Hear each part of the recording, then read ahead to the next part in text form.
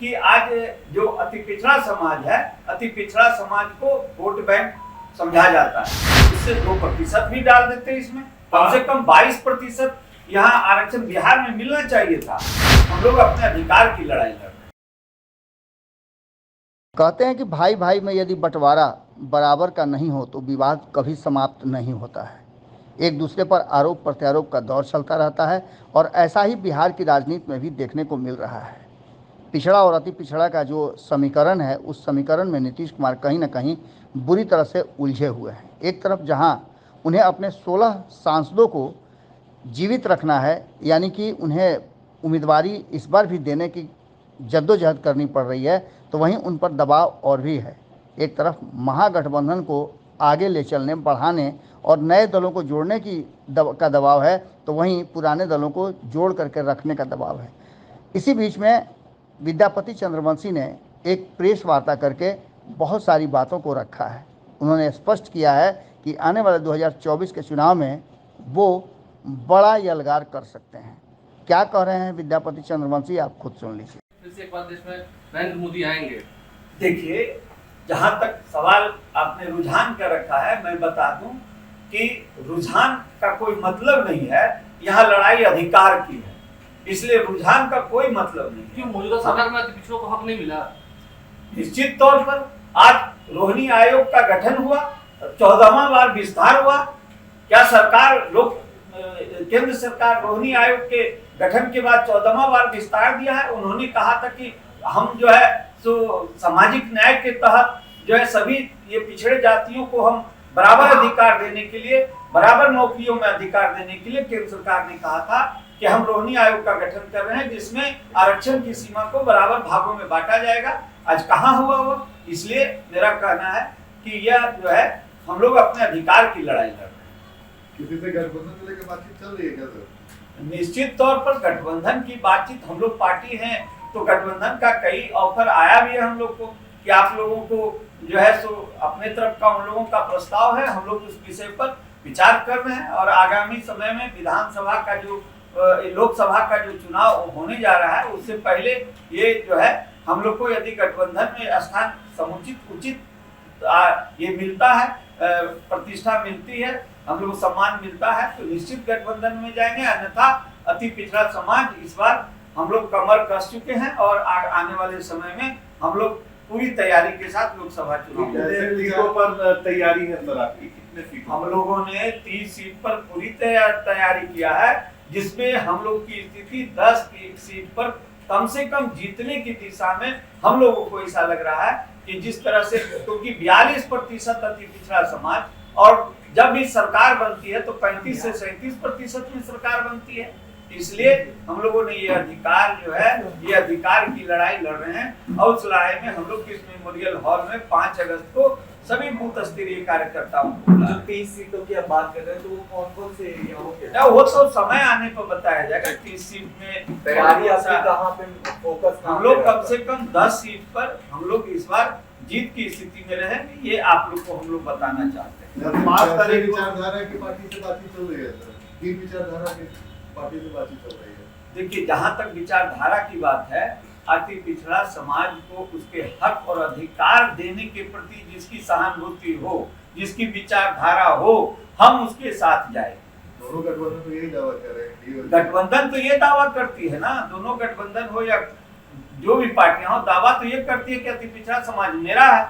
अति पिछड़ा समाज को हक देने की बात होती है तो पीछे हटते हैं। अभी 18% आरक्षण बिहार में अति पिछड़ा समाज को है नौकरी में, तो आज जिन 5 जातियों को डाला गया तो 12% जो पिछड़े जाति का आरक्षण था, उससे 2% भी डाल देते इसमें, कम से कम 22% यहाँ आरक्षण बिहार में मिलना चाहिए था।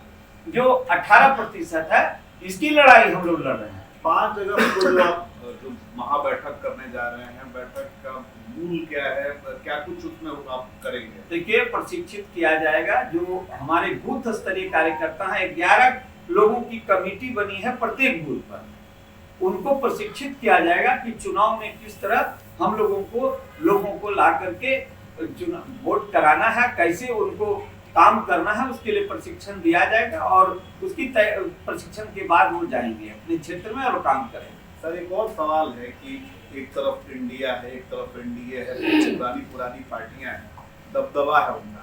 आप एक नई पार्टी है, चलिए आपका धीरे धीरे जनाधार बढ़ रहा है, नहीं लग रहा है कि बहुत चुनौतीपूर्ण है वो भी लोकसभा चुनाव में उतरना? देखिए, आप याद कीजिए तो लोकसभा चुनाव में भारतीय जनता पार्टी 2 सीट लाई थी, सिर्फ 2 सीट। इसकी क्या बात करते हैं आप? और आने वाले समय में इस बात के कभी हम लोग ये कहना चाहते हैं कि आम जनता पार्टी राष्ट्रीय, अगर भारतीय जनता पार्टी जैसी पार्टी 2 सीट ला सकती है तो आम जनता पार्टी कम से कम से बेहतर स्थान जरूर लाएगी, ये मेरा दावा है। सभी पार्टी युवाओं की बात करती है, सभी पार्टियां जो युवाओं की बात करती है, तो क्या युवाओं को मौका देंगे अपनी पार्टी में, उनके हक हुकूक की बात करेंगे? देखिए, युवाओं को अभी जितनी भी पार्टियां हैं, सभी जो स्नातक और स्नातकोत्तर हैं, आप देखेंगे कि उदासीन है, पार्टियों में उन लोगों को कोई तरजीह नहीं दिया जाता। आम जनता पार्टी राष्ट्र ने युवाओं को जो स्नातक और स्नातकोत्तर वर्ग के से पास किए हुए हैं, उन्हें हम लोग लगभग 20,000 की संख्या में उन लोगों ने हमारे पार्टी को ज्वाइन किया है, जो आज पूरी तरह आज एक बूथ स्तरीय कार्यकर्ता के रूप में काम कर रहे हैं।